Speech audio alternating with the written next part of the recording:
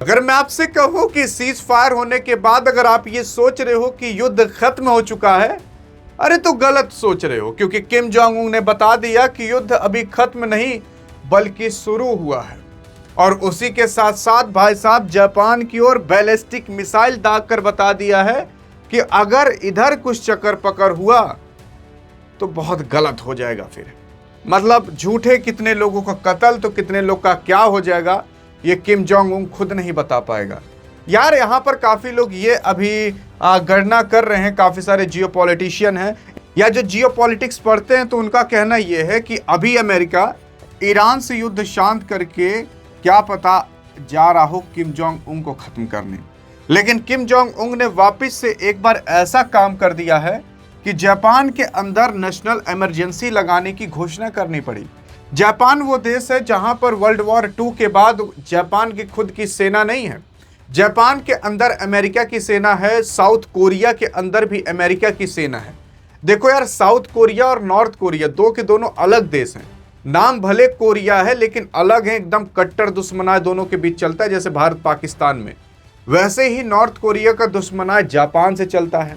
North Korea की दुश्मनाय उस सभी देशों से चलती है जहां जहां पर लगभग अमेरिका की सेना पाई जाती है, क्योंकि नॉर्थ कोरिया से भी डोनाल्ड ट्रंप काफी ज्यादा जला करता है, खासकर किम जोंग उन से ज्यादा जला करता है। तो इसी वजह से किम जोंग उन ने वापस से एक बार मिसाइल दाग कर बता दिया है कि देखो भैया, अगर तुम अमेरिका यहां आने की कोशिश कर रहे हो फिर गलत हो जाएगा। यहां पर जो पीएम ऑफिस है जापान का, उसने खुद हाई अलर्ट यानी कि इमरजेंसी अलर्ट घोषित कर दिया है, क्योंकि अभी कुछ बैलिस्टिक मिसाइल फायर की गई थी कहीं और नहीं बल्कि जापान की ओर। यहां पर कहा जा रहा है कि वर्ल्ड वॉर 3 की क्या पता शुरुआत हो सकती है। नॉर्थ कोरिया की ओर टोटल 10 मिसाइलें लॉन्च की गई थी और कहीं और नहीं बल्कि सी ऑफ जापान के अंदर। ये सी ऑफ जापान के अंदर क्या हुआ था, कैसे हुआ था, इसके बारे में आगे चर्चा करेंगे।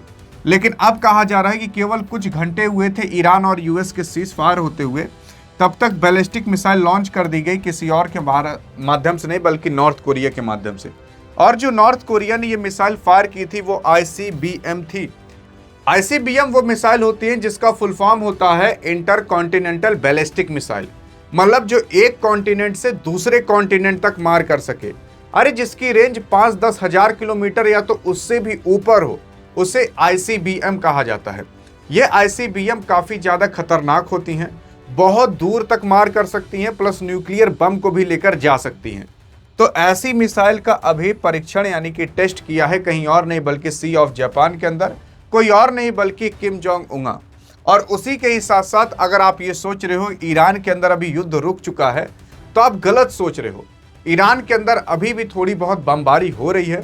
और उसी के ही साथ साथ अगर आप देखोगे तो जो इजराइल था और जो लेबनान था, उन दोनों के बीच अभी भी युद्ध जारी है, क्योंकि कहा जा रहा है कि भैया हमारा युद्ध ईरान के साथ बंद हुआ है, लेबनान के साथ नहीं।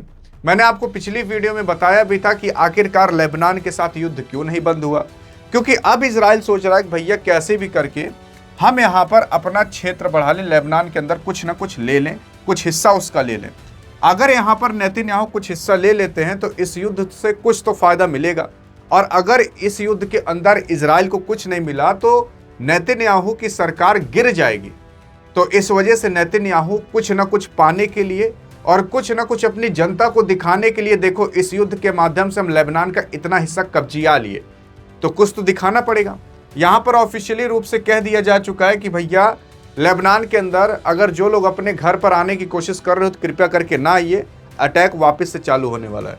100 से ज़्यादा मिसाइलें इधर भी फायर की गई हैं, और इन्हीं सबको देखते हुए उधर किम जोंग उन ने कुछ बैलिस्टिक मिसाइल का टेस्ट कर लिया है। नॉर्थ कोरिया ने ये टेस्ट किया है और हाल फिलहाल कहा जा रहा है कि हॉर्मुज वापस से बंद हो जाएगा। लेकिन ये हॉर्मुज इसकी वजह से नहीं बंद हो रहा है। अगर देखा जाए कहाँ फायर किया है तो देख सकते हो, ये नॉर्थ कोरिया है आपका, ये साउथ कोरिया है नीचे, इधर जापान है, और ये है सी ऑफ जापान। अब यहाँ से यहाँ तक का डिस्टेंस काफ़ी ज़्यादा है।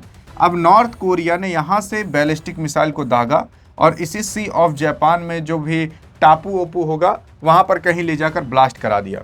अब उस ब्लास्ट कराने से क्या हुआ कि गलती से भी अगर एक भी मिसाइल जापान की ओर चली जाती या वहाँ पर जाकर गिर जाती तो फिर जानिए बवाल हो जाता। लेकिन इनको डरवाने के लिए नॉर्थ कोरिया ने यहीं बीच में ही कहीं गिरा दिया। जिसकी वजह से जापान के अंदर काफी ज्यादा अफरा तफरी मच गई। मतलब जानते हो, जैसे छोटा सा बच्चा नहीं होता जो हुर हुर ऐसे कर दीजिए ना, वैसे ही वो छोटा सा बच्चा डर जाता है। वैसे यहाँ पर नॉर्थ कोरिया जब इसको मजे लेना रहता है, जब बोर हो जाता है, तो एक आध मिसाइल ही छोड़ देता है। जापान के अंदर इमरजेंसी लग जाती है, ये मजा भी ले लेता है। उसी के साथ साथ जापान को डरवा कर नॉर्थ कोरिया किसी और को नहीं बल्कि अमेरिका को डरवाता है। और जापान के पास अगर आप देखोगे तो परमाणु बम नहीं है, क्योंकि ये जापान इतना तेजी से इसीलिए डेवलप हो पाया क्योंकि जापान के पास खुद की सेना नहीं है। खुद की सेना ना होने के कारण जापान अपना जो बजट होता है उसको वो अपने सेना पर खर्च ही नहीं करता, जिसकी वजह से इनका सारा पैसा लगभग बचा रहता है।